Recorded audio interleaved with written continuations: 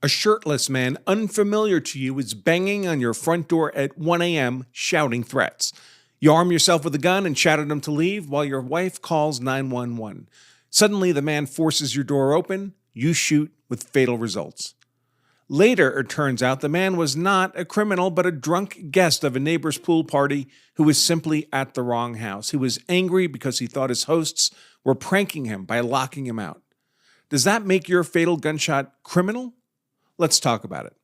I am, of course, attorney Andrew Branca for Law of Self-Defense, and for those of you who stay to the end, I'll share with you how you can get a free copy of our best-selling book, The Law of Self-Defense Principles, your handbook to being hard to convict if you're ever compelled to use force in defense of yourself, your family, or your property. Now, this unfortunate shooting case comes to us out of Maryland and involves then 46-year-old Gerardo Alberto Espinoza, who was, by all accounts, a peaceful, law-abiding man and a loving husband and father of 2 sons and a productive member of society.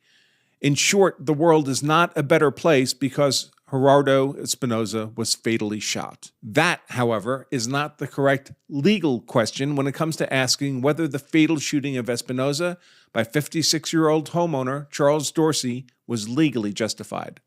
The correct legal question is this: did Dorsey, at the time he made the decision to fire at Espinoza, have a reasonable perception that Espinoza was presenting as an imminent threat of unlawful, deadly force harm to himself and his wife, who were both inside his home? The general facts of this case are that Espinoza was attending a pool party at the nearby home of one of Dorsey's neighbors. At one point, Espinoza traveled to a second neighborhood home where the festivities presumably continued, and then he went to return to the home of the pool party. Likely as a result of intoxication, however, Espinoza became disoriented, and instead of returning to the home of the pool party, he approached the home of Charles Dorsey. The time was 1 a.m. Espinoza and Dorsey were strangers to each other, and having come from a pool party, Espinoza was shirtless.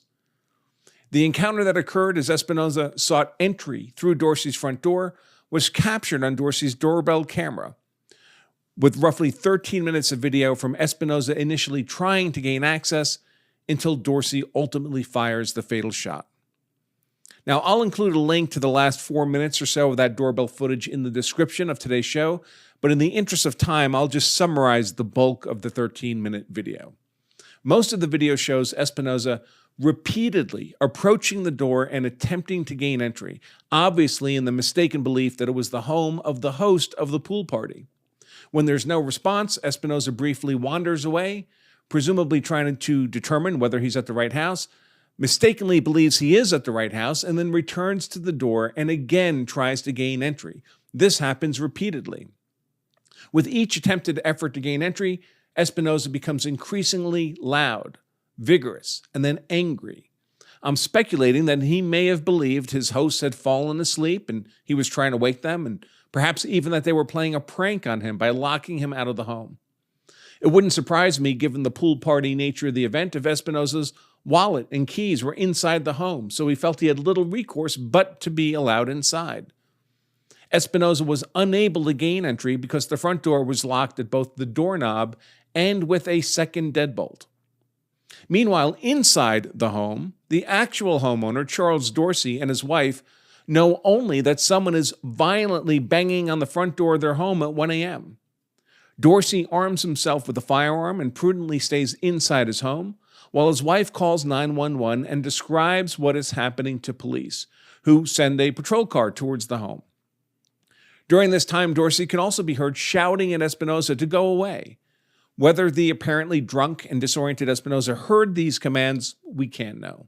During one of the periods in which Espinoza had briefly wandered away from Dorsey's door, Dorsey, perhaps with the intent to take a look outside or to prepare to greet the officers he knew were on the way, Dorsey unlocked the secondary deadbolt lock on the door, but left the doorknob itself locked. Then Espinoza returned and started banging on the door again, as well as manipulating the doorknob. By this point, Espinoza was loudly cursing and making threatening remarks, probably believing he was shouting at his prankster friends. Suddenly, as Espinoza was manipulating the still locked doorknob, the latch suddenly disengaged, and the door swung inwards. It would later be found that there was a defect in the doorknob latch that allowed this to happen. As Espinosa's arm crosses the threshold of the door and he moves forward into the house, Dorsey fires a single round. That round would enter Espinosa's upper chest, causing fatal injury. Here I'm going to play for you the last 30 seconds of the doorbell footage that captures the shooting. There's no gore here, but this is a fatal shooting, and consistent with YouTube policies, we've quacked out the gunshot and blurred Espinosa's person after the shot. Here it is.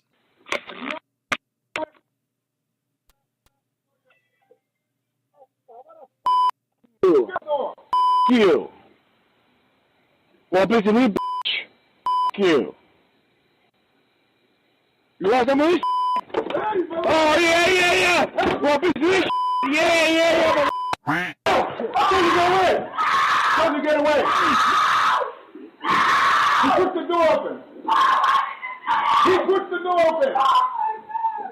Now, nobody believes that Espinosa was attempting to enter Dorsey's home for criminal purposes. Everyone believes that Espinosa was simply disoriented, thought he was attempting to gain entry into a home into which he'd been invited, and was acting in the utter absence of any malicious intent. And that doesn't matter in terms of the legal justification of Dorsey's shot. Again, the legal question here is this: did Charles Dorsey, at the moment he made the decision to fire the fatal shot, reasonably perceive that Espinosa was presenting as an imminent threat of unlawful deadly force harm to Dorsey and his wife? In answering that legal question, we can apply the 5 elements of self-defense law legal framework developed here at Law Self-Defense, and of course shared with our community to enable all of you to correctly evaluate these kinds of use of force cases. Those 5 elements of self-defense are innocence, imminence, proportionality, avoidance, and reasonableness.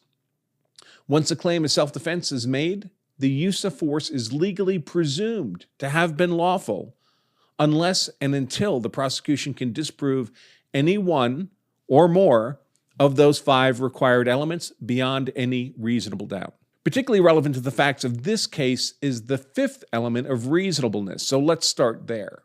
The element of reasonableness has 2 facets. First, the defender has to have a genuine, good faith, subjective belief that they were facing an imminent unlawful threat.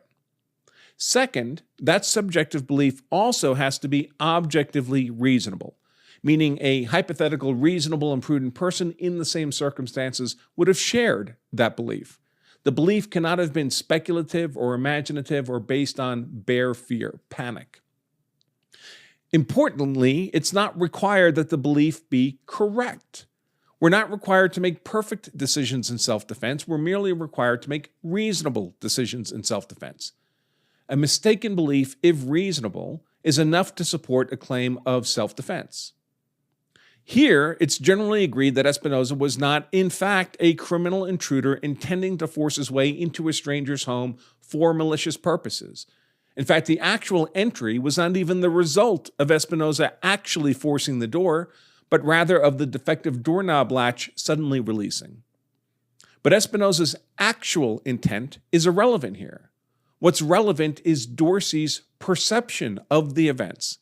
And what Dorsey was perceiving, as recorded on the doorbell video, was an unknown, shirtless man repeatedly attempting to violently breach his front door at 1 a.m., shouting threats, despite repeated cries to go away, and he was ultimately successful in breaching that door. Those facts are more than sufficient to support a genuine, good faith, subjective perception by Dorsey that he was dealing with a criminal intruder into his home. And a reasonable and prudent person in Dorsey's position would have certainly shared that belief. To a reasonable degree of legal certainty, then, the prosecution would be unable to disprove the element of reasonableness beyond a reasonable doubt, so the element of reasonableness is secured for the defender, Dorsey. Circling back to the top of the elements list, we find the required element of innocence, meaning that Dorsey was not the initial aggressor in this confrontation. When someone in their home or their castle is dealing with a forcible intruder, the element of innocence is pretty much baked into the cake. So this element of innocence is also secured for the defender, Dorsey.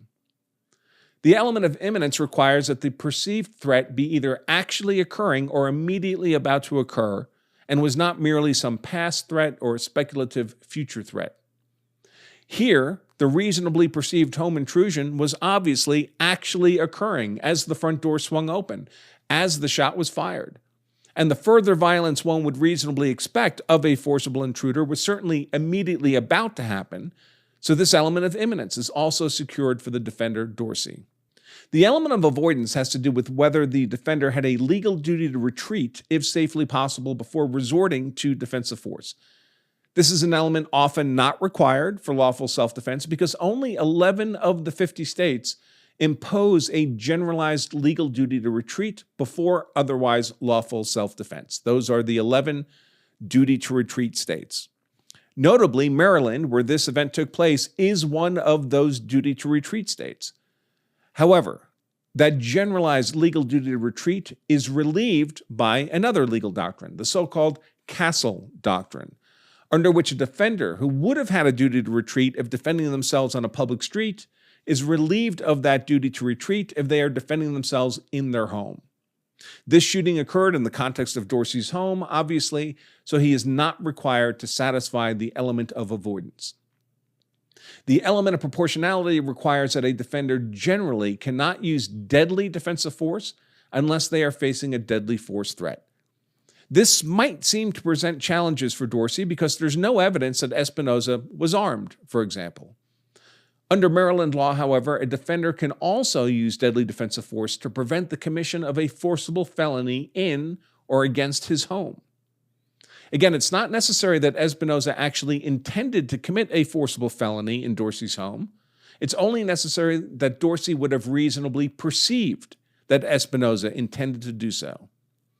The ongoing attempts and ultimately successful apparent forcible entry into Dorsey's home at 1 a.m., despite repeated commands to go away, would lead a reasonable defender in Dorsey's position to believe the intruder intended to commit a forcible felony in his home. So this element of proportionality is also secured for the defender, Dorsey.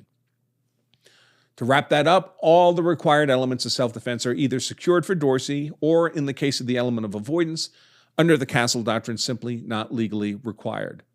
And that's what the authorities also concluded, and no charges were brought against Charles Dorsey for his fatal shooting of Espinoza, despite the general consensus that Espinoza did not actually intend criminal conduct. And indeed, if Espinoza had managed to enter the home and seen the Dorseys, he would likely have realized he was in the wrong home and immediately left. So this unfortunate event falls into the category of cases often referred to as lawful but awful. Lawful in the sense that the killing is legally justified under the law, despite being awful in the sense that Espinoza was not, in fact, somebody who needed to die.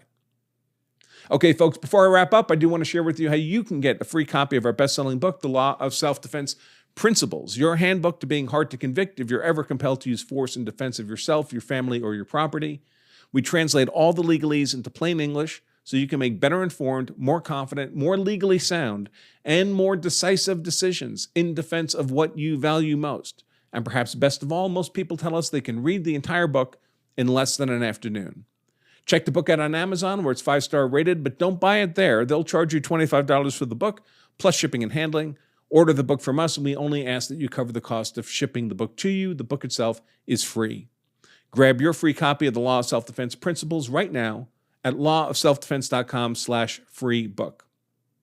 I'll close out by reminding all of you that if you carry a gun so you're hard to kill, that's why I carry a gun so I'm hard to kill, so my family is hard to kill, then you also owe it to yourself and your family to know the law so you're hard to convict as well. Until next time, I remain attorney Andrew Branca at lawofselfdefense.com. Stay safe.